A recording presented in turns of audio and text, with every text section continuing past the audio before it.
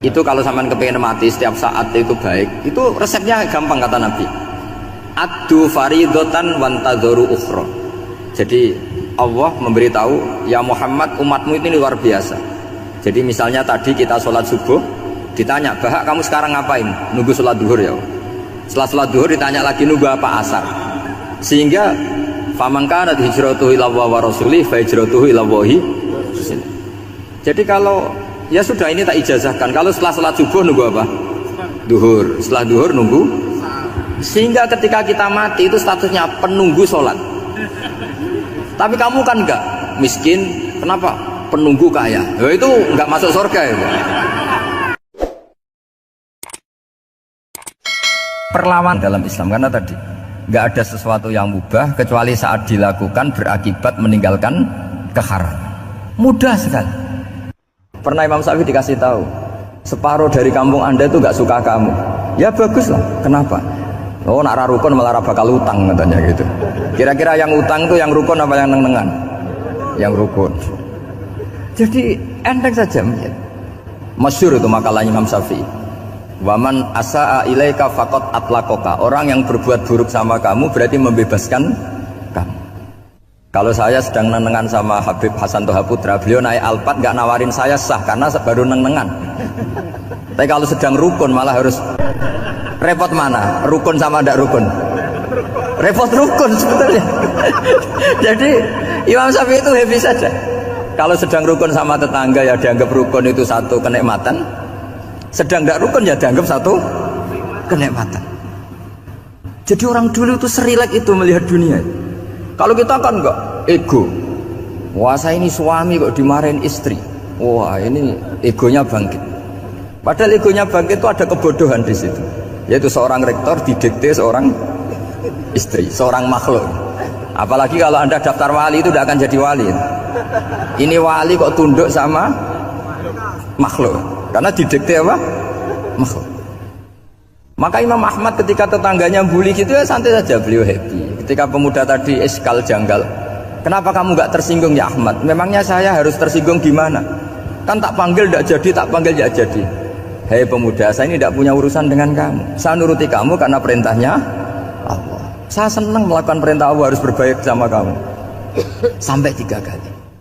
Jadi kebahagiaan ini pula yang harus kita latih dalam melakukan ketaatan. Tapi kalau kita sudah tidak bahagia dengan taat, itu bahaya sekali.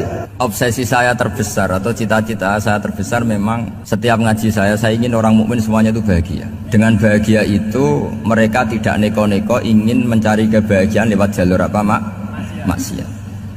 Sehingga dalam konstitusi ulama yang ditulis di kitab-kitab usul fikih, dan itu kitab yang saya kaji, selalu saya kaji, itu membela-bela sesuatu yang mubah itu sampai luar biasa. Karena melihat mubah itu, misalnya Anda tidur itu berstatus mubah. Anda bermain catur berstatus mubah. Anda rileks sama teman jagongan semalam dengan teman rektor atau dosen atau yayasan, itu melihatnya bukan mubah tapi tarkul maksiyah. Misalnya saya semalaman asik musamaroh itu jagongan malam sama Habib Toha Al-Munawwar. Itu Allah ngitungnya bukan, wah ini jagungan ngalor ngidul tidak penting, itu tidak. Malam itu Bahak tidak ke dugem, tidak ke tempat maksiat. Sehingga ada ulama yang mengatakan mubah itu enggak ada. Saya ulang lagi, mubah itu tidak ada. Kan umumnya ulama bagikan wajib, ya kan, haram gitu. Terus diantaranya mubah, sunat, makruh. Ada ulama yang mengatakan mubah itu tidak ada. Kenapa? Logikanya begini, itsma min mubahin illa wa yatahaqqaqu bihi tarku haramimma. Karena tidak ada mubah yang Anda lakukan kecuali saat itu pasti ditinggalkannya sebuah keharaman. Misalnya Anda sedang jagungan sama istri di luar, di rumah, asik di rumah semalaman. Mungkin bahas hal-hal yang ringan, mungkin melihat sinetron atau apalah yang ringan. Tapi di situ terjadi Anda meninggalkan ke tempat-tempat maksiat. Sekarang ninggal maksiat itu wajib apa mubah? Wajib. Padahal Anda sedang melakukan mubah. Nah itu dicatat oleh Allah itu tarkul haram, meninggalkan keharaman.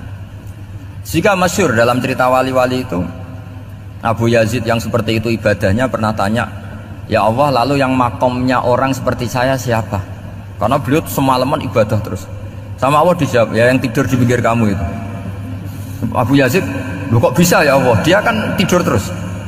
Ya kan dia tidur berarti meninggalkan keharaman. Ngomong sing potongan tukang maksiat itu apik turu apik melek kira-kira gitu. Apik turu. Timbang sama nak melek pola wis turu ae kira-kira gitu. Jadi gak usah dipaksa tahajud, dipaksa qiyamul lail itu. Iya kalau qiyamul lail. Kalau dapat informasi, oh kesini ikut saya, terus katut kan repot. Jadi perlawanan terhadap maksiat itu sebetulnya gampang dalam Islam karena tadi nggak ada sesuatu yang mubah kecuali saat dilakukan berakibat meninggalkan keharaman. Mudah sekali. Jika banyak orang jadi wali itu karena melakukan mubah. Itu ada orang jadi wali itu karena sering makan. Ya makan-makan biasa itu. Karena ketika makan, ya Allah, betapa doifnya saya. Katanya saya presiden, katanya saya rektor, saya kiai. Ternyata kalau nggak makan tuh lemes. Apa hebatnya makhluk yang bergantung makhluk yang lain, yaitu makanan. Nah karena seperti itu terus dia al-laja ilallah, terus dia sungkeman ning Allah. Betapa lemahnya saya. Sebab itu ketika Quran mengkritik dan dengan tanda kutip kemungkinan Tuhannya Isa bin Maryam, itu ngeritiknya sederhana Quran itu. Mal masih ibnu Maryam illa rasul qad khalas min qablihi rusul wa ummuhu siddiqah kana yaqulanit ta'am. Isa itu tidak Tuhan, wong dia makan itu. Kamu kebayang nggak misalnya punya Tuhan, wah tadi Tuhan mampir ke rumah saya, dia lemes, setelah tak kasih makan sehat lagi gitu. Itu kan nggak kebayang gitu. Tapi Tuhan marung di rumah saya, lemes tak gratisin, kayaknya tidak punya uang gitu. Setelah makan wah gairah lagi. Kebayang nggak punya Tuhan seperti itu. Sehingga Quran kalau gojlok sederhana, karena yakulanit toh. Sehingga wali-wali itu kalau makan tuh sadar lemahnya dirinya, betapa dirinya tergantung makanan. Sesuatu yang tergantung itu artinya tidak hebat, tidak Tuhan. Jadi untuk menjadi wali, untuk menjadi dapat ridhonya Allah itu sebenarnya sederhana. Termasuk ada cara jadi wali yang agak kacau, tapi ini ya benar, asal niatnya benar. Itu Nabi Ayub, itu kan seorang nabi, pernah diuji Allah. Ini ada di Sahih Bukhari. Nanti kamu tanya hadisnya sahih enggak? Ini ada di Sahih Bukhari. Kadang orang kota itu aneh, enggak ahli hadis tapi tanya sahih enggak? Padahal andekan dibodoni sahih ya ngandel saja. Jadi kadang ya aneh. Oh enggak tahu kok tanya itu. Itu Nabi Ayub itu sudah kaya, pas itu sudah kaya, bukan cerita yang masih miskin, memang sudah kaya. Beliau di kamar dihinggapin satu belalang dari emas. Setelah belalang itu dikejar, ternyata yang jenis itu buahnya semuanya dari emas. Ngambil sana sini, ini yang kesak ini dipenuhin, saku ini dipenuhin, sampai buahnya. Terus sama Allah digojlok, kamu itu nabi saya, kenapa kamu mengumpulkan harta sebanyak itu? Kamu itu nabi saya kok rakus? Jawabannya Nabi Ayub unik. Ya Allah, siapa yang bisa kenyang dari rahmatmu? Ya, jadi kalau kamu punya uang 1 miliar, kok ingin 1 miliar 100, ingin 1 miliar 200, itu cara ngitung bukan uang. Ya Allah, siapa yang bisa kenyang dari rahmatmu? Karena rahmat Allah tidak terbatas. Sudah Gusti, tenang saja. Meskipun saya gini, rahmat Anda tidak akan habis. Sehingga waroi ada ilmunya, tomak juga ada ilmunya, termasuk ragus itu juga ada ilmunya. Misalnya begini, ini contoh ragus yang ada ilmunya begini. Ini saya beri contoh. Mungkin yang boleh niru orang-orang soleh, kalau nggak soleh jangan. Imam Syafi'i ini cerita nyata. Imam Syafi'i itu dulu ketika ngaji masih muda itu nggak suka sama guru yang kaya. Kebetulan dia punya guru miskin terus. Namanya Sufyan As-Tsauri, itu miskinnya Masya Allah. Sufyan bin Uyainah juga miskin. Jadi dia miskin, punya guru miskin terus. Sehingga idolanya ya sama guru-guru yang miskin. Suatu saat guru-guru ini menyarankan dia ngaji Imam Malik. Imam Malik itu kaya raya. Itu babutnya Imam Malik kalau diinjek itu mata kakinya tidak kelihatan saking halusnya. Imam Malik itu gaya. Kalau ngaji di kursi tinggi terus pakai bukhur itu, pakai dupa Arab yang mahal. Pokoknya mewah kali Imam Malik. Terus dia mulai ini kiai kok kaya. Kemudian setelah beliau alim tanya, saya harus ngaji siapa setelah ilmu jenengan habis kira-kira gitu. Kata Imam Malik, sudah kamu tidak usah perlu ngaji saya, kamu sudah alim alama. Terus Imam Malik datang ke Baki. Zaman itu Baki itu semacam kayak rentalan ya, semacam Grab lah kalau dulu. Mana kafilah yang mau ke Irak? Ya sudah terus. Oh kita mau ke Irak. Ini antar ke Muhammad bin Hasan As-Syaibani. Itu dibiayai sama Imam Malik. Grabnya ya dibayarin, itu kafilahnya itu ya dibayarin. Imam Syafi'i disangoni surrotan min dhahabin. Jadi satu kepes uang dikasihkan. Itu pernah tak hitung semurah-murahnya itu sekitar 60 juta. Imam Syafi'i mulai mikir, kiai yang saya kritik lomo, sing kiai miskin tak puji, gak pernah ngamal kan, tentu orang miskin kan. Setelah datang ke Muhammad bin Hasan As-Syaibani, beliau itu pakar usul fikih, muridnya Abu Hanifah. Beliau al-usuli, pakar usul fikih. Itu Muhammad bin Hasan As-Syaibani itu kalau ngitung emas, itu di ruang tamu. Uangnya miliaran, emasnya banyak.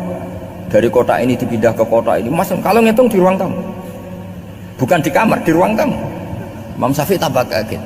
Imam Malik kayak gitu sudah saya soal, malah ini kaya raya. Setelah Imam Syafi'i kelihatan kaget, digojlok sama Muhammad bin Hasan As-Syaibani karena beliau senior. Atajabu min hadza, kamu aneh melihat ini? Iya.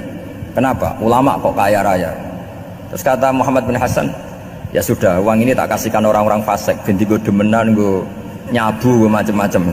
Oh jangan, nanti dipakai maksiat. Oh jenengan mawon sing suka. Semenjak itu Imam Syafi'i rubah mindset.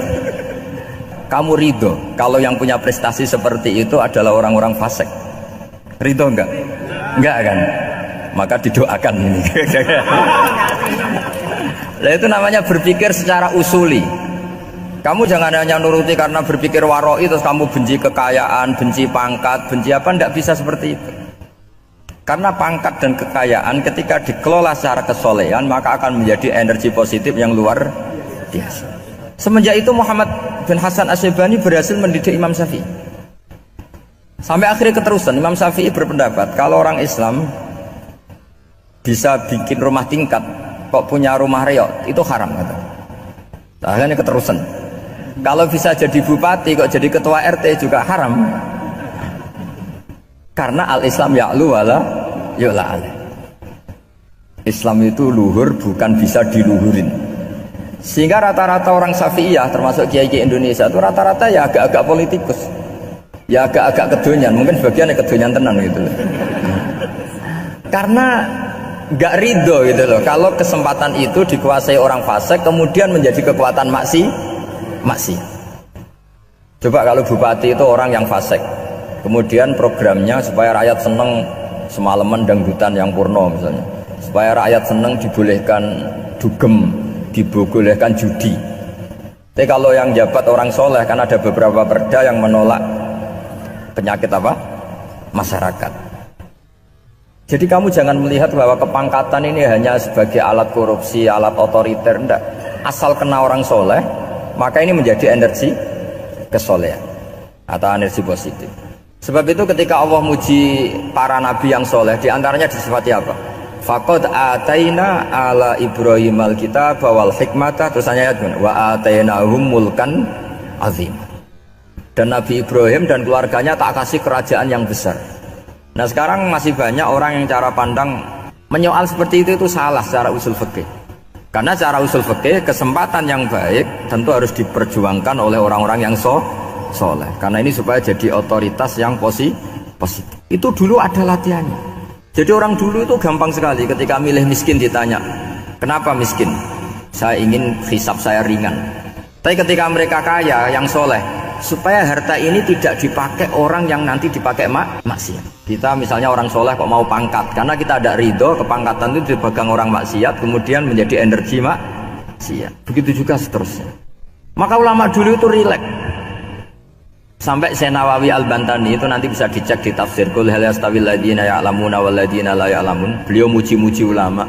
Kemudian ada seorang yang agak hasud mungkin, tanya begini, hebatnya ulama itu begini-begini. Terus ditanya, tapi kenapa kita sering melihat ulama ngantri proposal di rumahnya bupati kan?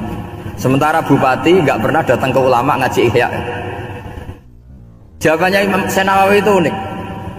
Ya karena ulama itu tahu gunanya uang, sehingga nyari uang untuk pondok, untuk masjid. Sementara bupatinya tidak tahu gunanya ilmu, maka tidak pernah ngaji. Jadi ya ringan saja nih. Jadi ya sudah seperti itu. Jadi kalau ada ulama kedonyan, anggap saja karena tahu gunanya uang. Jadi kenapa ulama ngantri di kabupaten, bukan bupati ngantri di ulama? Jawabannya karena ulama tahu gunanya uang, sementara bupatinya nggak tahu gunanya ilmu. Ya kira-kira gitulah. Ada ustadz tidak ganteng, kesengsem rondo cantik, karena tahu gunanya ustadz itu. Artinya tahu gunanya kalau saya nikah nanti punya anak jadi gus, karena kan dia kiai gitu. Tapi rondone raro gunanya dia karena miskin gitu.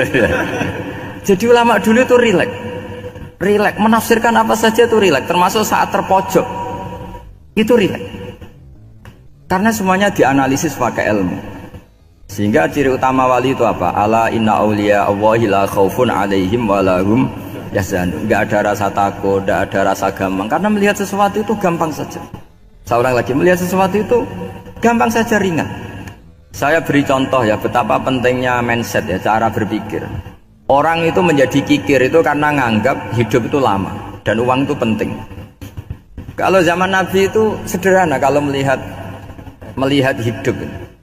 Pernah suatu saat Nabi itu punya jatah makan, karena Nabi itu hidupnya juga pas-pasan. Jadi Nabi itu unik. Beliau di satu sisi kaya raya, bisa ngerumat Abu Hurairah, Ammar, Suhaib. Ashabu Sufa itu dirawat Nabi semua. Itu kan kaya, bisa ngerawat sekian orang.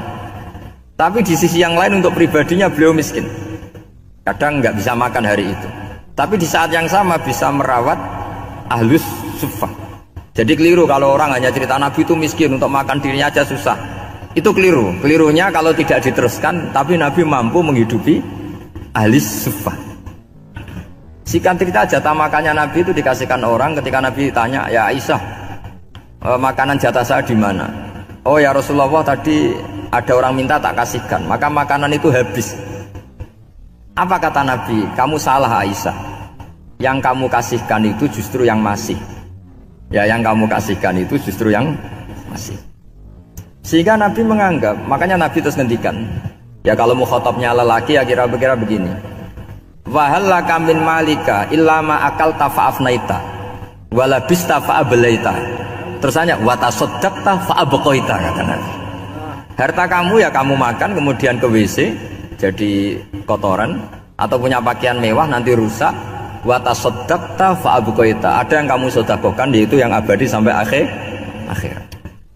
Sehingga banyak pengusaha yang mencintai saya setelah tak ajari hadis itu, misalnya punya uang 1 miliar karena dia spekulan atau pedagang rawan bangkrut, disedekahkan ke masjid 50 juta, yaitu yang abadi. Jadi kalau suatu saat bangkrut, dia masih punya uang 50 juta di akhirat.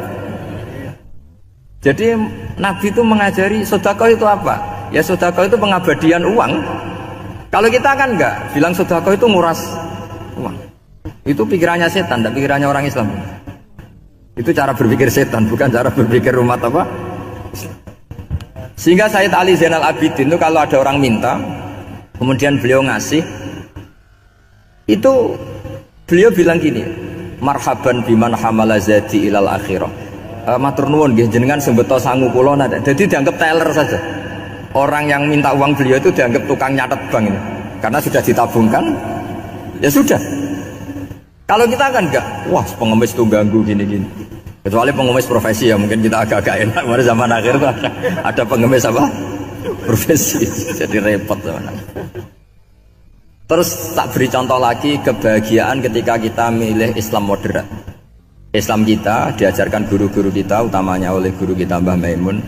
Saya juga sering ketemu beberapa ulama dunia, termasuk Habib Umar. Saya juga ikut sowan ke sini pas beliau sama Habib ini Hasan Toha Putra di sini sama orang-orang moderat. Itu cara berpikir juga luar biasa indah.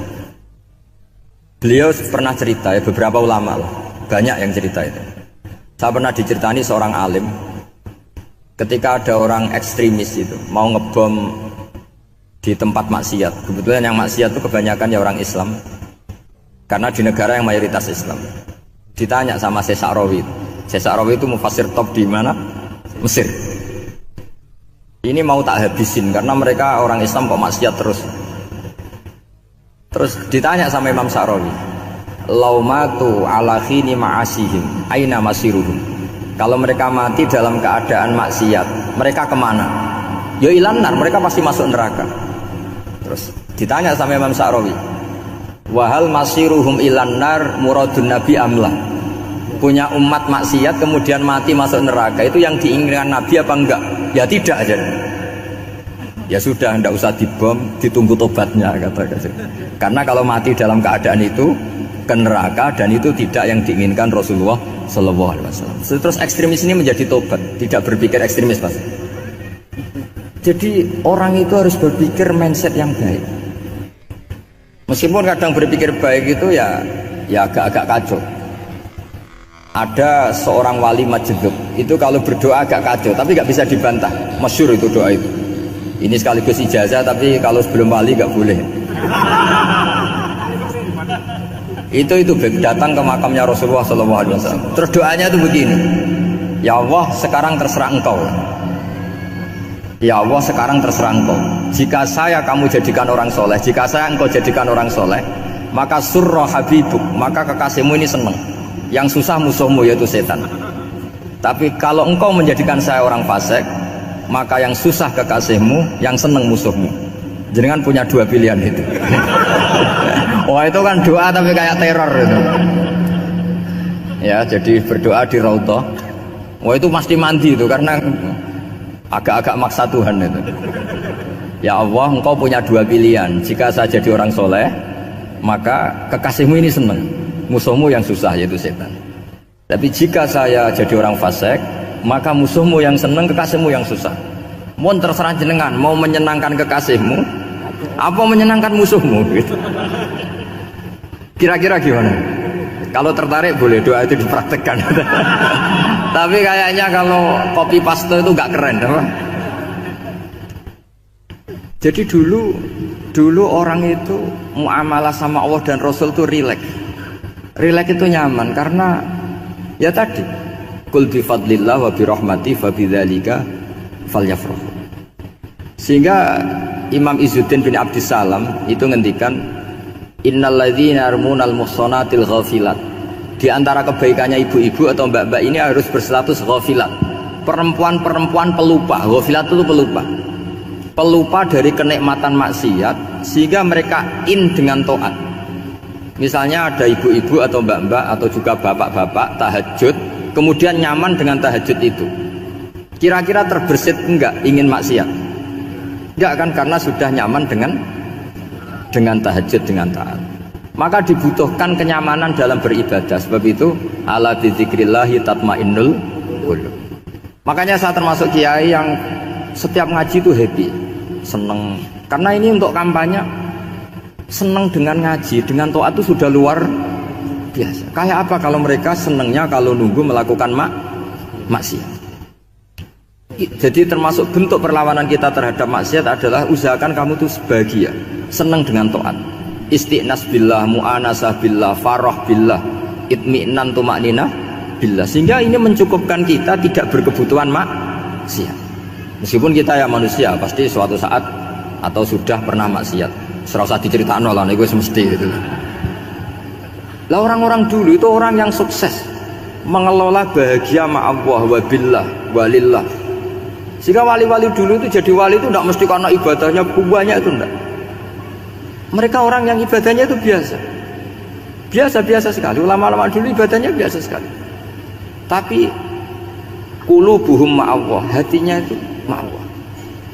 Itu ada seorang wali itu jadi wali, Umar bin Abdul Aziz yang dikenal khamisul khulafa. Khulafa. Di luar Khulafaur Rasyidin 4, di antara yang soleh adalah siapa? Umar bin Abdul Aziz. Itu ketika mau meninggal, itu senangnya bukan main. Itu semuanya nangis, beliau senang. Terus tanya, kenapa kamu senang? Memangnya saya kalau mati itu kemana aja? Ila khairi madhubin ilaih, ke zat terbaik. Tiba ngurip mbak kue bolet atau mbak arhamur rahimin ya. Yaitu Allah Subhanahu. Jalaluddin Ar-Rumi ketika mau meninggal itu muridnya nangis semua, beliau marah. Kamu harusnya pesta karena saya mau ketemu kekasih saya, malah kamu tangisi, goblok sekali kamu katanya. Jadi orang-orang dulu itu luar biasa. Karena tadi mereka tidak ingin ketemu Allah itu dianggap problem, harus sesuatu yang membahagiakan. Makanya wali-wali itu kalau berdoa begini, Wa khairu ayyami yauman alqaka fih, dan jadikan hari terbaikku adalah hari ketika saya ketemu engkau ya Allah. Pernah dengar doa itu? Wa khairu ayyami yauman alqaka fih, dan hari terbaikku adalah hari saat ketemu engkau. Nah, kan enggak, sampai mati ku wedi. Saya tidak tahu wedi dosa apa wedi Israel apa wedi malaikat siapa? Mungkar Nakir. Sebenarnya tidak perlu seperti itu. Karena cara pandang Nabi itu ini bisa dipraktekkan. Kalau kamu orang baik, mati artinya apa? Ya baik. Karena husnul khotimah.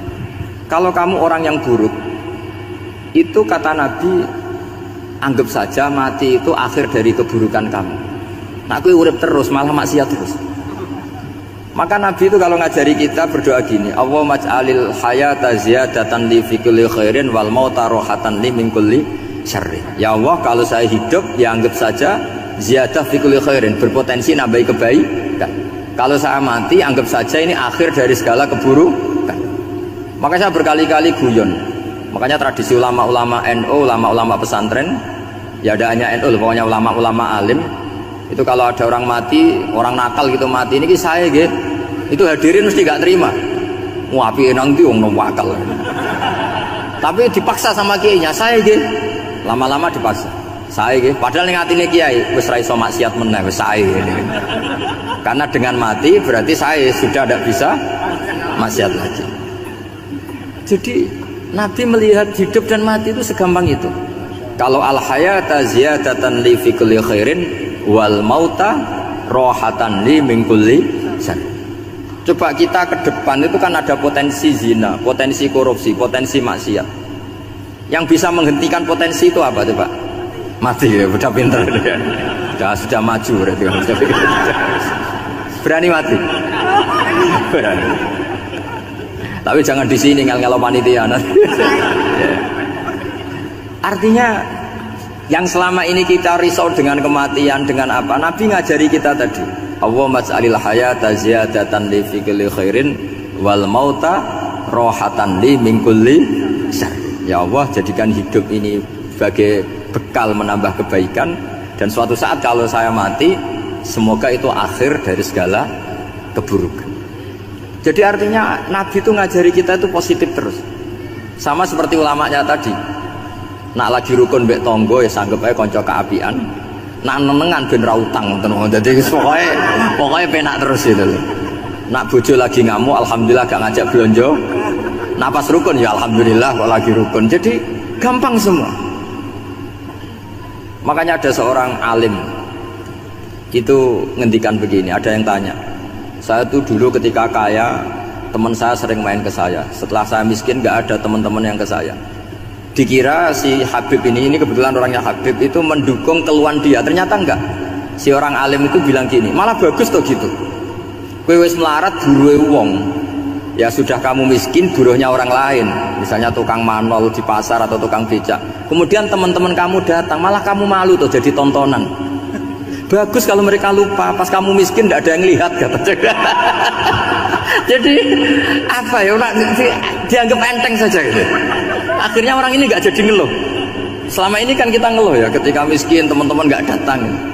Coba kalau mereka datang pas kamu buruh bikin foto di orang lain, mantan bos buruh, malu nggak? Milih datang apa enggak? Enggak lah, sudah bener itu. Jadi ulama dulu itu makanya sering baca biar tahu solusi hidup. Jadi ulama dulu tuh gampang sekali melihat kehidupan itu, gampang sekali, indah, gampang. Sekarang tuh enggak. Orang itu cara berpikir nuruti nafsu, itu yang bahaya. Makanya Quran kritik ara'aita man ittakhadha ilahahu hawa. Orang yang cara berpikir itu nuruti hawa nafsu.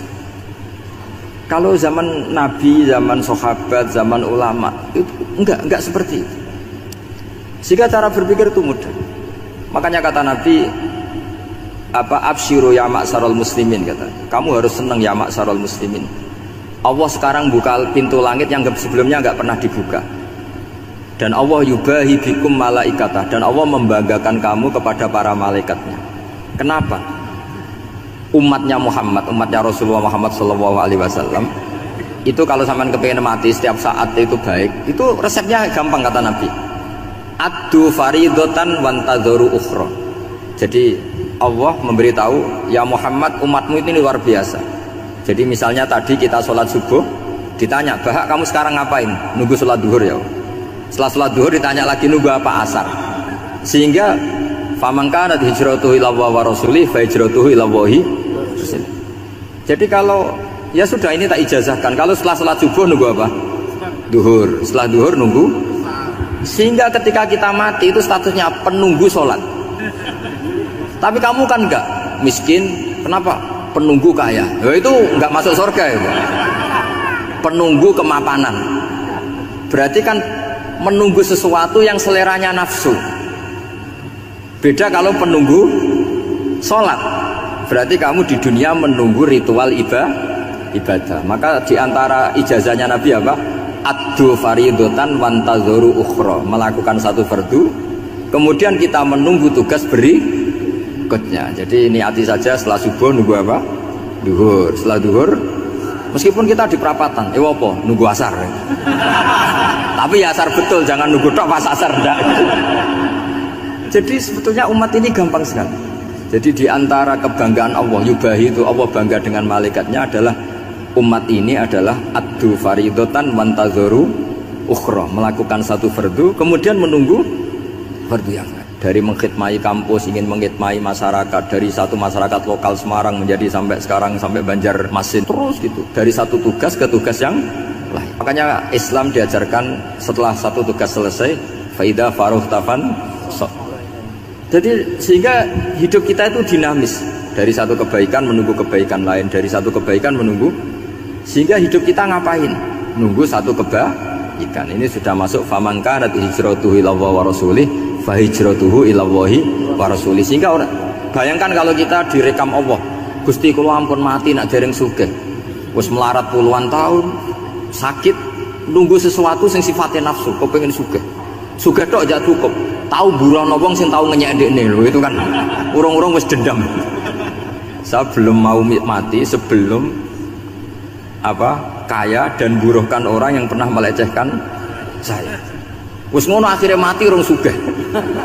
Berarti wis fakir matine hasud. Mau itu ngenes dunia akhirat kan kira-kira seperti. Kamu santai aja kalau fakir, berarti meringankan hisab karena ada banyak harta. Yang mau dihisab papanya enggak punya apa-apa. Jadi saya mohon sekali ya, Islam itu mengawal kebahagiaan.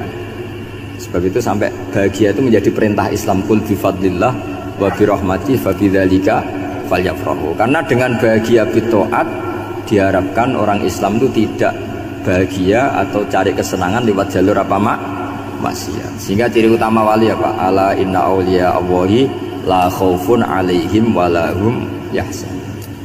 Sehingga ulama dulu itu rileks-rileksnya, termasuk yang saya ceritakan tadi, Imam Ahmad, Imam Syafi'i, itu melihat apa saja rileks. Ya tadi kalau disenangi orang ya barokah, punya kawan kebaikan, nak dineng ya barokah dineng di gedingi tonggo rada utang, ngeranjuk tulung itu. Jadi rileks saja.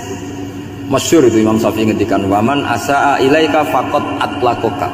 Orang yang berbuat buruk sama kamu, hakikatnya adalah membebaskan kamu. Atlaqo itu apa? Membebaskan. Enak gak jadi hidup gitu? Kalau kamu kan enggak, kok gedeng aku salahku apa? Malah kamu ujub tuh, orang kok gak tahu salahnya. Kamu jadi suami, istrinya ngomel, kurang apa saya sebagai suami? Ya kurang banyak, enggak ganteng, enggak kaya, ada ini. Malah kalau diterangkan malah parah toh. Ya sudah, rileks saja. Kalau dia ngomel ya tadi, alhamdulillah dapat pahala tanpa apa? Biaya. Terus ngomel kan butuh energi, paling yang tidak kuat 3 jam. Nanti juga berhenti apa? Sendiri. Terus ambil nilai positifnya. Misalnya ngomel sama suaminya, bagus lah. Kalau ngomel sama tetangga malah kayak apa gitu aja. Udah. Jadi ulama dulu itu gampang sekali melihat apa? Melihat hidup. Rasulullah ya gitu, melihat hidup tuh gampang saja. Ketika tanya, ya Aisyah apa ada sarapan?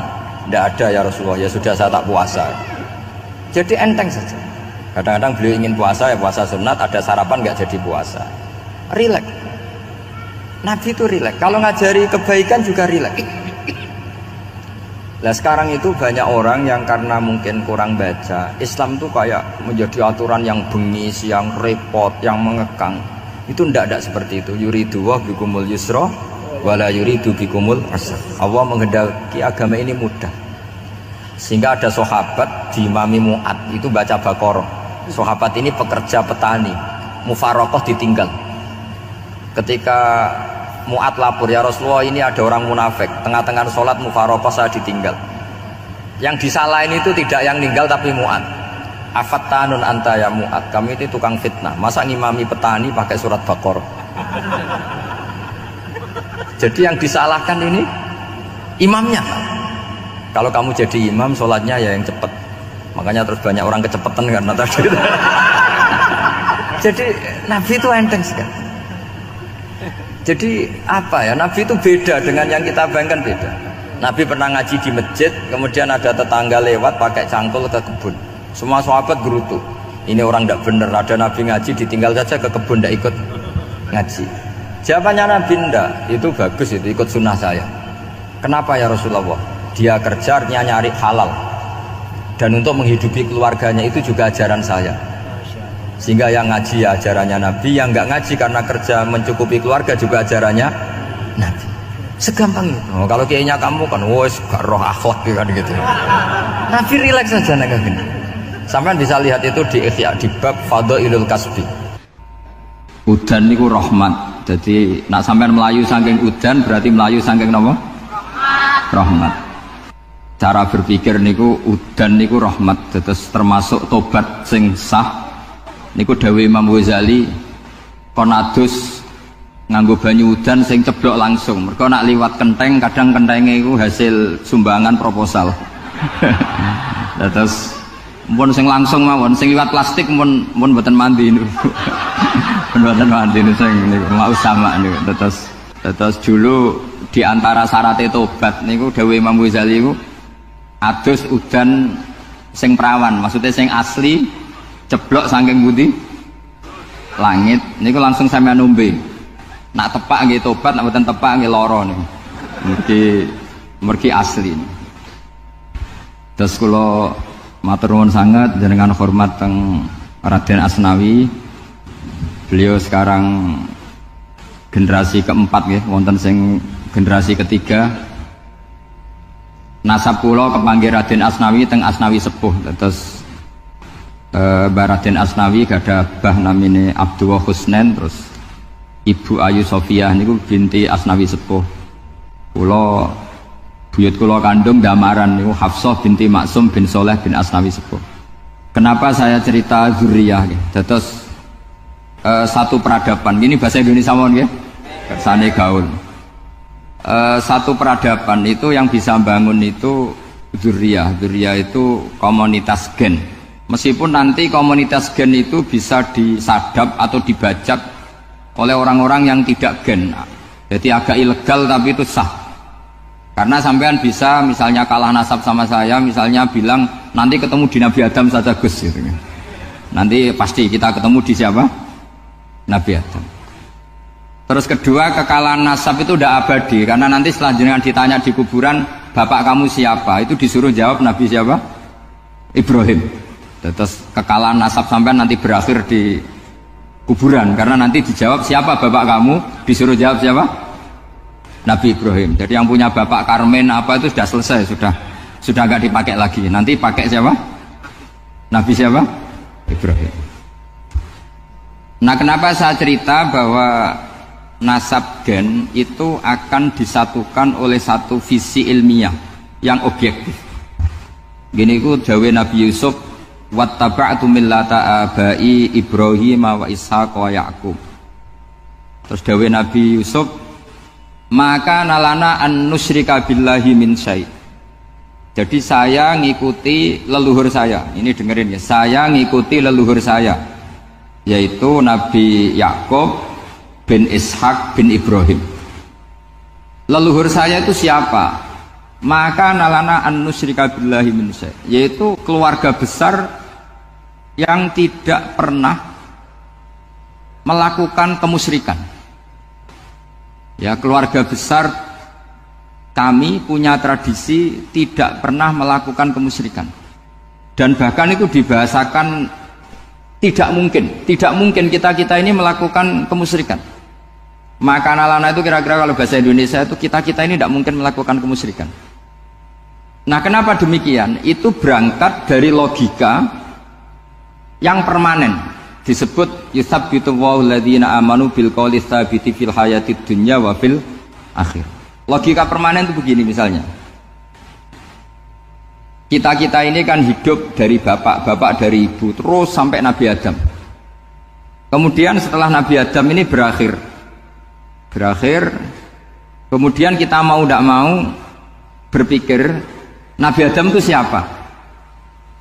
Terus diterangkan ternyata Nabi Adam itu satu makhluk hidup yang mulanya dari tanah, lewat wahyu Allah, lewat titah Allah kun, kemudian jadi manusia yang bernama Adam. Sebelum Adam ada bumi, ada langit, ada cakrawala, macam-macam. Kemudian itu kita rumuskan lagi, asal usulnya adalah tidak ada, adamiyun makhdun. Akhirnya kita tahu bahwa alam raya ini diwujudkan setelah dari tidak ada. Nah tentu terus kita berpikir dari tidak ada menjadi ada itu pasti penyebabnya adalah sesuatu yang ada. Nah yang ada itu disebut wajibil wujud. Karena wajibil wujud ini wujud sendiri, nggak ada saingannya. Karena Allahu ala syai'amahu, Allah ada dan tidak ada pesaingnya. Maka kita ini berpikir nggak mungkin ada kekuatan manapun yang menyamai Allah. Sehingga nggak ada Yesus mungkin menyamai Allah, nggak ada Fir'aun, nggak ada Lata, nggak ada Uzza. Makanya disebut maka nalana an nusyrika billahi min syai'. Kita ini tidak mungkin melakukan kemusyrikan. Sama nggak usah tanya saya, Gus, tapi orang menjadi musyrik itu kan mungkin. Jawabannya itu tetap nggak mungkin. Kemusyrikan itu satu teori yang nggak mungkin. Tapi kalau orang musyrik itu mungkin. Memang akan dilibat. Tapi karena kita kenal Raden Asnawi itu dari sisi ilmiahnya, saya punya banyak kitab beliau. Mungkin saya termasuk pernah dulu yang membawa kitab beliau banyak ke Korea. Saya itu beli pesolatan tuh bukan 1-2 sampai 2 kerdus 3 kerdus. Itu mulai dulu, mulai saya ngiai sampai sekarang. Tak bawa ke Sragen, ke Solo 3, termasuk tak bawa ke Korea. Jadi mungkin ya ini GR saya ngaji di sini itu barokahnya jualan pesolatan. Tapi bukan jualan yang cari laba enggak, karena tak gratiskan, tapi itu dagang akhirat lah kira-kira gitu. Jadi kalau saya masuk neraka kita era pantas bakul pesolatan kok masuk neraka gitu. Kayak itu enggak pantas itu. Karena saya termasuk orang ya yang cara berpikir itu optimis. Dulu di sini ada orang alim alama namanya Raden Asnawi. Terus kemudian sejarah agak berpolemik, ada yang mengatakan beliau itu muridnya Syekh Nawawi, ada yang mengatakan tidak.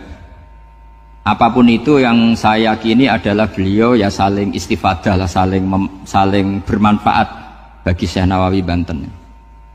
Saya punya catatan sejarah banyak tentang Raden Asnawi karena guru-guru kita itu akan ketemu di Syekh Nawawi Banten.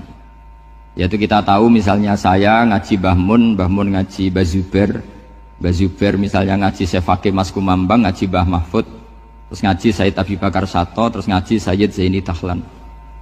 Kalau keluarga sini mungkin misalnya Gus Hafid, Mbah Niam, Mbah Zuhri, terus Raden Asnawi. Raden Asnawi kita tahu nikah dari istri mudanya Syekh Nawawi, yaitu Nyai Hamdana. Saya sering diceritani Mbah Mun, terus Nyai Hamdana punya anak yang namanya Zuhriyah dari Syekh Nawawi. Kemudian setelah dinikahi Raden Asnawi punya anak namanya Zuhri, Minan, Niam, terus sampai ke Gus Hafid itu, Hafid bin Niam. Kenapa saya cerita ini? Karena kealiman itu adalah sesuatu yang dibanggakan Allah. Imam Amudi itu ulama ahli matematika.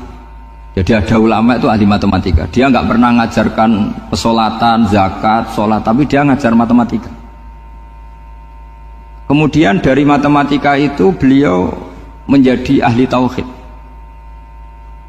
Sehingga nanti Mungkar Nakir itu gak akan tanya dia marabbuka wa manabiuka, karena dia punya rencana. Yang ngajar tauhid itu saya. Jadi kalau dia malaikat akan marabbuka, pangeran kamu itu siapa? Malaikat malah dilawan. Kamu pernah ngajar tauhid? Saya ini guru tauhid. Singkat cerita, saking keramatnya Imam Amudi, kata Allah, ya Amudi, presentasikan ilmu tauhid yang lewat jalur matematika ke semua malaikat saya. Semua malaikat saya tahu cara berpikir matematis. Karena malaikat itu imannya itu iman mauhibah, karena dia malaikat, ya iman karena tahu neraka, tahu surga, terus dia iman. Kalau kita enggak, kita iman tuh pakai logika, jadi lebih keren. Loh betul. Malaikat itu ketika bangga, ya Allah, apa ada orang yang imannya di atas kita? Jawabnya Allah ada. Siapa? Ya orang-orang kudus, kata Allah. Kira-kira gitu. Kenapa? Ya betul. Karena kamu iman saya itu wajar, kamu tahu saya. Tapi mereka nggak tahu saya, tapi iman. Kenapa bisa iman ya Allah? Karena mereka punya logika, punya akal. Akhirnya Imam Amudi disuruh sama Allah, presentasikan logika tauhid kamu lewat jalur matematika. Malaikat disuruh dengerin semua. Isma'u ya malaikati, ini mimpinya wali. Terus Imam Amudi mulai mengajarkan nisbatul isnaini ilal wahid wa nisbatus salasa wal arba'ah ila ma la nihayatalah, niku binisbatin wahidah, yaitu far'un minal asli wa huwa al wahid. Mbok angka sebanyak apapun 2, 3, 4 sampai 1 miliar, itu nisbatnya ke angka 1 adalah nisbatul far'i ilal asli, semuanya berasal dari 1. Maka hadhil awalim atau hadal alam ila ma la nihayatalahu, tetap semuanya ini cabang dari 1, yaitu wujud dari 1, yaitu Allah Subhanahu wa ta'ala. Sehingga semenjak itu ditiru sekian ulama. Akhirnya malaikatnya mantuk karena kepastian kalau Allah 1 yang diyakini malaikat itu sepasti logika yang dibangun orang-orang manusia ini, padahal tidak ngerti Allah Subhanahu wa ta'ala karena pakai akal. Sehingga di pondok itu orang harus ngerti mantek. Orang mantek itu ilmu yang jelimet tapi menyenangkan. Biasanya sing sinau ambek rokokan, sawangannya kayak filosof. Jadi paling gak agak paham dia alasan. Sementing nikmati rokok, tapi pikir nikmati pemikirannya, ternyata nikmati rokok. Kayak kemarin saya datang ke resepsinya Gus Agil, saya itu tertawa terus karena dengerin Habib Mutahar. Saya membaca bahayanya rokok, setelah tahu bahayanya saya berhenti membaca. Tak pikir itu kan setelah tahu bahayanya saya berhenti merokok, ternyata enggak. Saya baca bahayanya apa? Merokok. Setelah saya baca, maka saya berhenti membaca, gitu. Bukan berhenti merokok. Itu ilmu kelas tinggi seperti itu harus mantap. Pernah beliau ditegur dokter, Beb, kalau rokok terus nanti mati. Tenang saja, saya masih bawa korek. Dikira itu kan orangnya yang mati, ternyata beliau enteng saja. Santai aja dok, saya masih bawa korek. Jadi saya bukan nyarankan santri rokok, tapi orang rokok itu memang punya logikanya sendiri. Kalau Banafek Hajen itu masih pernah bahasa juga, karena Banafek juga turunan Mbah Mutamakin. Hak, rokok itu haram tau ora?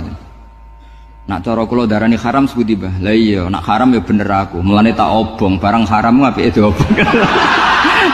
Jadi saya sama orang-orang sepuh itu tidak pernah menang.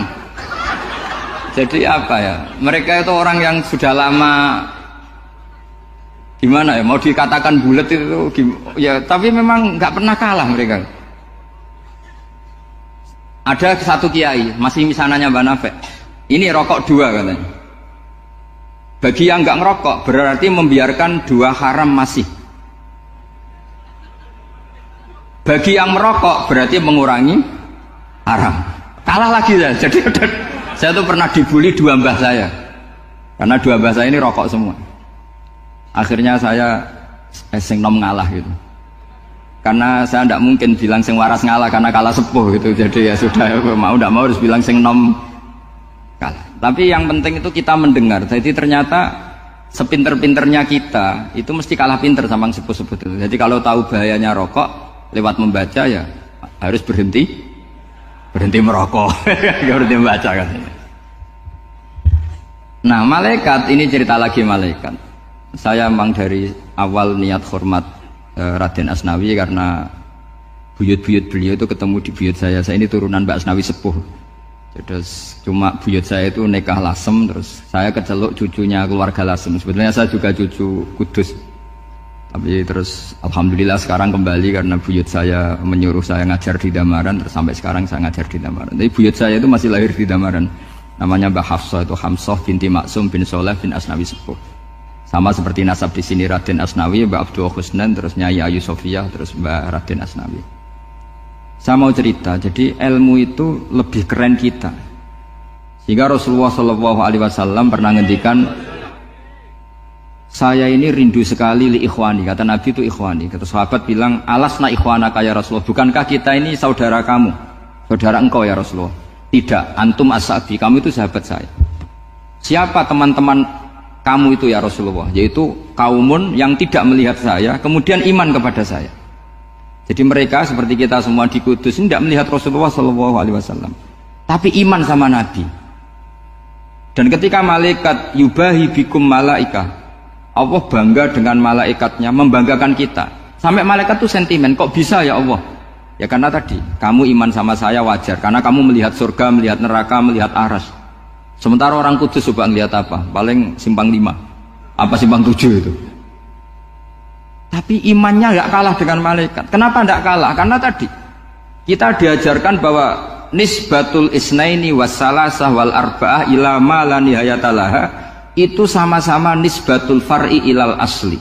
Tetap yang asli adalah angka 1. Jadi nggak mungkin aslu hadhil asya nggak dari Allah itu, nggak mungkin. Tetap dari zat yang 1. Kemudian tentu ini bukan nisbatul walad ilal walid, anak ke bapak tentu ndak. Tapi nisbatul khaliq sama makhluk. Tapi apapun itu pasti 1. Sehingga Imam Amudi akhirnya masuk surga lewat jalur itu. Tidak usah lewat pertanyaan man rabbuka wa man nabiyyuka. Kelasnya disuruh ngajar malaikat. Saya punya rencana jadi pengajar malaikat nanti itu kan. Jadi orang-orang Kudus yang dapat barokahnya Raden Asnawi nanti jangan mau kalau ditanya man rabbuka wa man nabiyyuka. Kelasnya itu harus apa? Jadi gurunya malaikat. Karena bapak kita Nabi Adam itu keren. Nabi Adam itu adalah orang yang disuruh Allah dipresentasikan, dibanggakan Allah di depan para malaikat. Ketika ada malaikat yang agak hasut, tapi itu tidak malaikat papan atas, malaikat yang kebanyakan. Itu kan agak gak terima Nabi Adam jadi apa? Khalifah. Sampai malaikat ini usul ataj'alu fiha mayufsidu fiha wasfikut. Makanya kalau saya protes sama malaikat itu malaikat yang ini, bukan Jibril sama Israel. Kalau protes Israel bahaya ya. Bisa dihabisin. Saya pernah ditanya seorang kiai, Gus ini kan gojlok malaikat kok berani? Ya karena malaikat yang jenis ini pernah gojlok Nabi siapa? Adam. Nggak percaya kalau Nabi Adam itu layak mimpin, sampai protes ataj'alu fiha may yufsidu fiha wasfikut dima. Tapi apa yang terjadi? Allah mengajarkan satu ilmu di Nabi Adam, kemudian disuruh meresentasikan. Qala ya Adamu ambihum bi asma'ihim. Adam, coba kamu presentasikan ilmu kamu. Setelah Nabi Adam fasih mempresentasikan ilmu, kata Allah, kamu bisa enggak sepinter Nabi Adam? Enggak bisa ya Allah. Makanya sudah saya bilang, ini a'lamu malah. Saya lebih tahu siapa yang layak mimpin. Jadi layak mimpin itu pertama harus kuwatul ilm. Ilmunya itu harus kuat. Nanti saya akan cerita hubungannya Raden Asnawi dengan Syekh Nawawi. Apa itu hubungan teman, apa murid guru, itu memang masih jadi polemik sampai sekarang. Kalau saya ya keyakinan saling istifadah. Ini bahasa netral, tidak murid guru tapi saling apa? Istifadah. Kata Syekh Nawawi dalam tafsir Munir itu, ilmu itu nomor 1. Sehingga beliau setiap ada ayat fa inna hizballahi humul ghalibun, beliau pasti menafsiri bil hujjah wal barohin la bis saulah. Saya masih ingat betul takbirnya, memang saya hafalkan.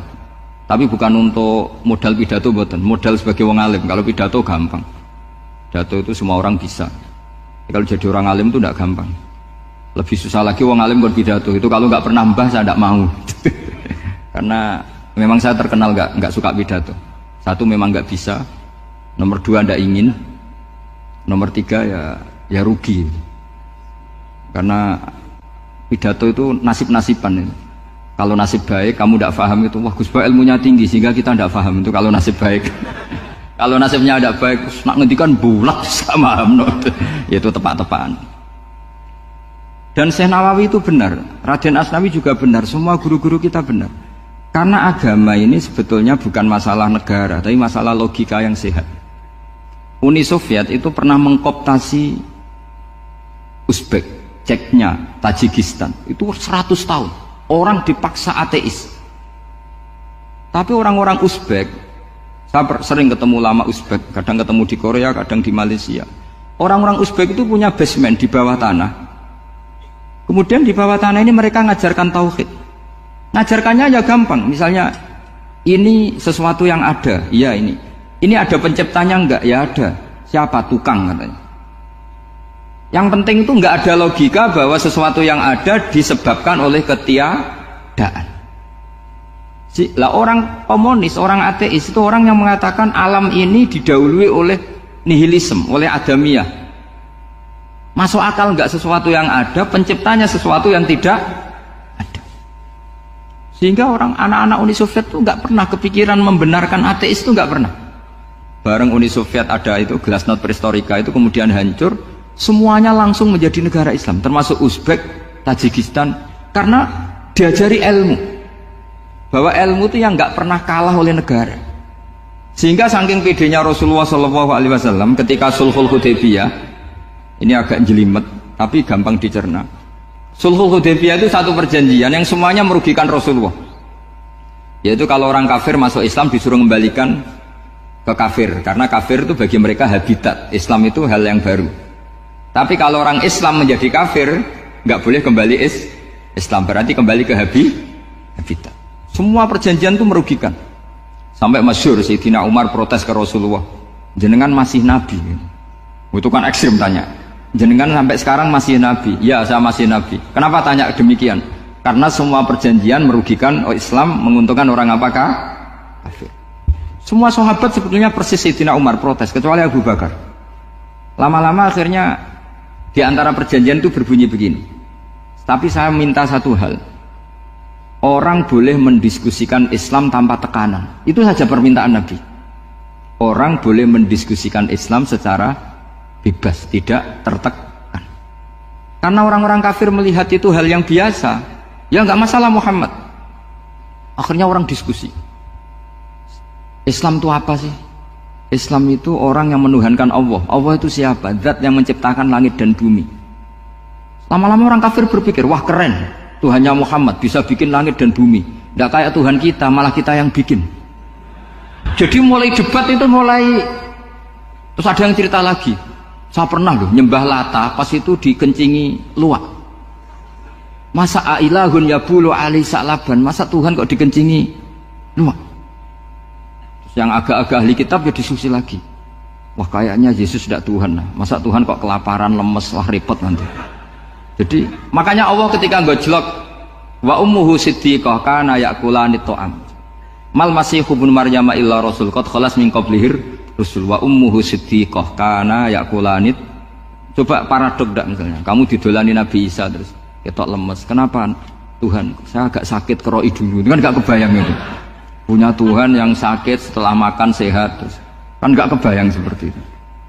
Ketika Nabi punya konsep Tuhan, Tuhannya Muhammad itu siapa? Yaitu zat yang la awalalah, zat yang pertama. Lalu Tuhan itu siapa? Tuhan itu yang menciptakan langit bumi. Tuhan itu siapa? Yang memulai segalanya. Lama-lama mereka berpikir, wah kalau gitu yang benar itu Islam. Maka kata Imam Zuhri, Syihabuddin Az-Zuhri, famaka nafathun fil islami a'zoma min sulhil hudaybiyah. Innama kana nasu yatafaduluna fil hadis wal munazah. Semua teks riwayat itu ada kata wal munazah. Orang bebas ngomong dan berdebat. Munazah itu berdebat. Terus akhirnya falam yatakallam ahadun bil islami yaqilu syai'an illa dakhala fihi. Kemudian setelah berdebat dan mereka tahu Islam, pasti akhirnya masuk Islam.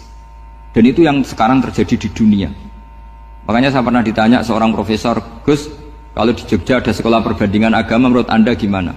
Asal itu tentang agama, nggak apa-apa. Tapi kalau yang dibandingkan umat Islam itu jangan.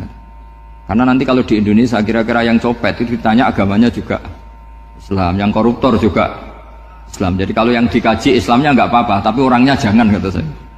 Karena yang bulat ya banyak, yang nggak sholat ya banyak. Tapi kalau Islamnya saja, misalnya adu konsep tentang Tuhan, masyhur kita mungkin banyak yang melihat itu debatnya Stanley Fischer sama Ahmad Didat itu.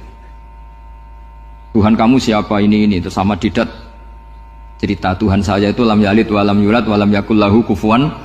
Itu spontan ada seorang mahasiswi bilang, sepertinya Tuhan Anda lebih menarik karena Tuhan Anda yang menciptakan langit bumi, yang Tuhan ini kok lahirnya sudah di bumi, masa lahir-lahir langsung jadi Tuhan. Jadi akhirnya falam yatakallam ahadun bil islami yaqilu syai'an illa dakhala fihi. Sehingga agama ini apa? Agama itu adalah kalimat tauhid. Kalimat itu apa? Logika yang terbangun.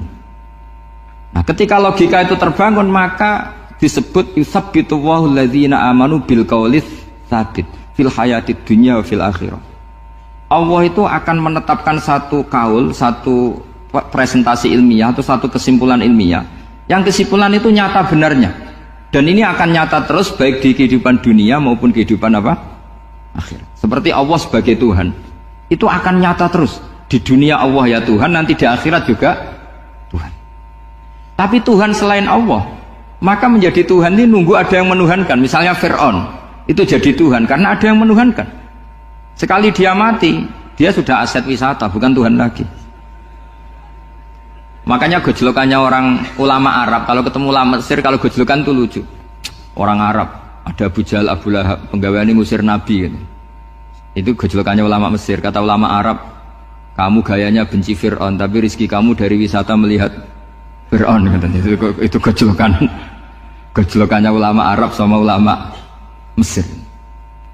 Sehingga agama ini mengajarkan apa? Satu kalimat. Makanya kamu harus belajar mantek. Dulu Raden Asnawi ya pengajar mantek. Dulu buyut saya di sini Mbah Fauzan, abahnya Mbah Pah itu, mbahnya itu juga pengajar mantek. Karena di antara yang diceritakan Allah itu wa ja'alaha kalimatam baqiyatan fi aqibih. Tugas utama Nabi Ibrahim adalah menjadikan satu logika. Kalimah itu logika. Itu menjadi logika yang abadi. Baqiyah itu abadi.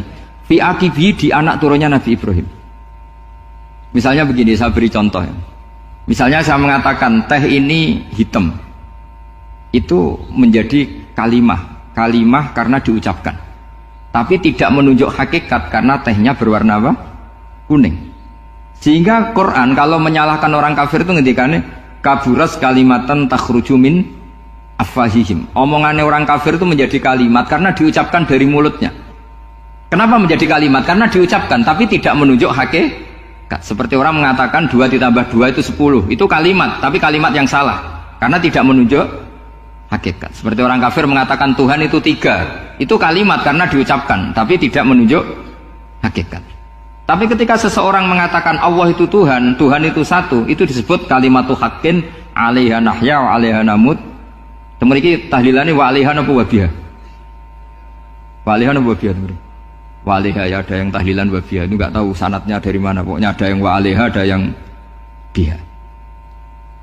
Kenapa dikatakan kalimat tauhid? Karena kalimat yang dari kesimpulan berpikir. Dan agama ini dibawa Nabi Ibrahim itu untuk membawa kalimat tauhid. Ciri utama kalimat tadi, kamu yakin seyakin-yakinnya bahwa nisbatul snaini wassalasah wal arba'ah ila ma la nihayata laha itu kanisbatis snain ilal wahid, yaitu semuanya far'un minal asli.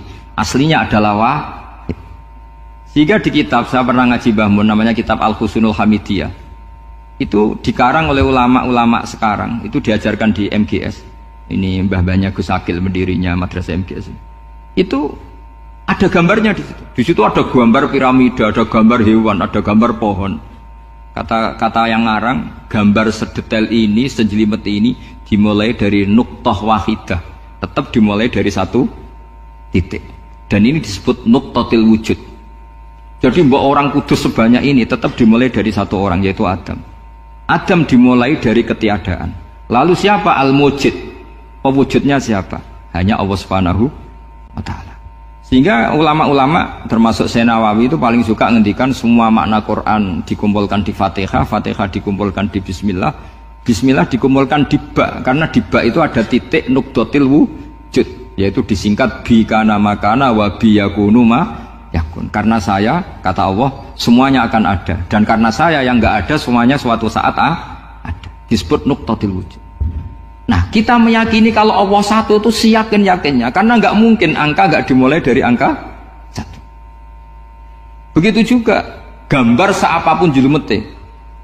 Misalnya sampean gambar zaman saya kecil, gambar paling favorit itu apa, kambing bertarung. Itu gambarnya kan susah. Daripada gambar kambing bertarung susah terus dibikin kotak saja, tembok. Kalau tanya gurunya, gambarnya mana? Di belakang tembok, Bu. Ini itu dulu saya diwarai anak-anak nakal ya. Jadi semua satu gambar itu disuruh gambar harimau, yang satu disuruh gambar kambing bentrok, yang satu disuruh gambar matahari, semuanya kotak semua. Ini itu, Bu, gambarnya di belakang apa? Tembok. Maka nggak kelihatan katanya. Jadi gurunya kalah cerdas. Yang guru itu sebenarnya nggak pernah menang, karena murid itu lebih pinter. Itu teman saya dulu kalau ngaji itu, kalau tes itu ngerpek baca, gurunya marah, kamu tes kok baca? Enggak ngerpek, Bu, ini belajar di kelas. Katanya belajar kapan saja di mana saja. Ajo. Jadi apa ya, orang itu kadang yang salah itu lebih masuk akal kadang-kadang ini. Saya teruskan ya supaya ini dapat barokahnya Raden apa? Asnawi. Saya mohon sekali ya, kalimatul haqqin itu harus kamu jaga. Caranya jaga ya tadi. Kalau kamu tidak bisa ilmu mantek, misalnya al-alam mutaghayyir wa kullu mutaghayyir hadis la budda min muhdits, itu kan jelimetan. Pakai saja teori umum bahwa gambar apapun jelimetnya itu dimulai dari satu titik. Karena nggak bisa, nggak dimulai dari satu titik, tidak bisa. Maka alam apapun jumlahnya nggak terhingga, tetap dimulai dari al-wahidul qahar, yaitu satu titik. Yaitu dalam konteks tauhid tentu itu Allah Subhanahu wa ta'ala. Sehingga Nabi Ibrahim itu orang paling sukses bikin waja'alaha kalimatam baqiyatan fi aqibi. Terus Nabi Muhammad begitu, sahabat begitu, sampai kita sekarang diajari ilmu mantek. Ilmu mantek itu logika yang nggak terbantahkan. Karena mau tidak mau. Kata Imam Syafi'i, fa innal uqula muttarratun ila qabulil haq, karena akal akan dipaksa menerima kebenaran. Dan itu yang terjadi di Uni Soviet. Dikooptasi 100 tahun untuk berfaham ateis, dilawan oleh ilmu, tetap menanamkan ilmu tauhid, ilmu mantek. Ketika Uni Soviet secara politik runtuh, semuanya menjadi muslim, termasuk negara-negara yang dulu dikooptasi. Maka kamu tidak usah kecil hati di Indonesia, apapun rusaknya negara ini, asal kita cara bertauhid benar, insya Allah tetap meninggal husnul khotimah. Karena sudah janjinya Allah, yusabbitu walladzina amanu bil qaulits tsabit. Sing jelas itu nomor satu tuh al qaulits tsabit. Memang itu logika yang masuk akal. Jadi jangan kira semua orang ditanya amar rabbuka, enggak. Banyak ulama yang enggak ditanya, masyhur itu dalam cerita keramat-keramat. Ada guru tauhid ngajarin tauhid. Setelah ditanya mungkar nakir, Imam Malik datang. Kamu nanya ini, man rabbuka man nabiyuka, kamu tahu ini guru Umul Barohin yang tukang ngaji tauhid. Guru tauhid kok ditanya apa? Tauhid. Malaikatnya nggak jadi tanya. Dan saya percaya cerita-cerita seperti itu karena secara umum itu ala inna auliya Allahi la khaufun alaihim wa lahum yahzanun lahumul busyra fil hayatid dunya wa fil akhirah. Artinya kalau wali itu kok ditanya mungkar nakir berarti ngalami ketakutan. Karena di situ kan digambarkan mungkar nakir itu sewangar, bawa godam. Kalau yang tanya nggak bisa dipukul sampai ajur sak walang-walang. Pokoknya ceritanya kan seru seperti itu. Berarti kalau betul begitu terus ayat la khaufun alaihim wa lahum yahzanun kayak apa? Makanya dalam kitab Nashihul Ibad itu ada cerita ini. Sampean boleh nggak sependapat dengan saya, tapi semoga nasib sampean nanti digebuki malaikat. Karena orang itu akan mengalami seperti yang dirasakan.